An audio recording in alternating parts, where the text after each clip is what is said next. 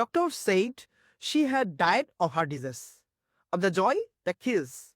আজকে আমরা শিখব ডাই ইনটু অ্যাপ্রোপ্রিয়েট প্রিপোজিশন, অর্থাৎ কিভাবে মৃত্যুবরণ করা যায় সেই বিষয় নিয়ে আলোচনা।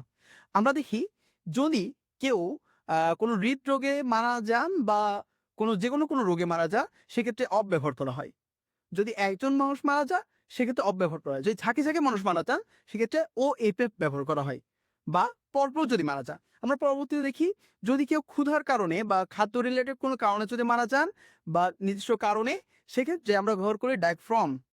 আমরা বলতে পারি হি হ্যাড ডায়েট বা হি ডায়েড ফ্রম ওভারইটিং। আমরা বলতে পারি কোন দুর্ঘটনায় যদি কেউ মারা যায় সেক্ষেত্রে ইন ব্যবহার করা হয়। Died in car accident.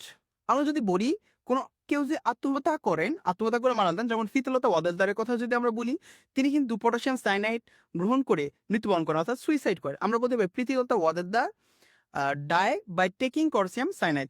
আমরা তারপরে দেখি ফর কোনো মহৎ উদ্দেশ্য যদি কেউ মারা যান সেক্ষেত্রে ফর ব্যবহার করা হয়।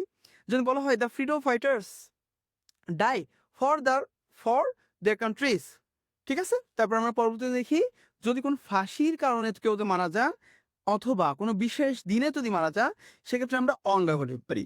আমরা বলতে পারি হি ডাইড অন 17 আগস্ট 1972 হতে পারে। তারপর আমরা বলি এই যে অ্যাপ্রোপ্রিয়েশনগুলো আমরা যে শেষ করলাম, ডাই অফ হার্ট ডিজিজ, তারপর আমরা বলতে পারি বাই টেকিং পটাশিয়াম সায়ানাইড, এই জিনিসগুলো বেশি বেশি আসবে। তোমরা এই রিলেটেড প্রিপোজিশন যদি আসে তাহলে এভাবেই সলভ করতে পারবে। ধন্যবাদ।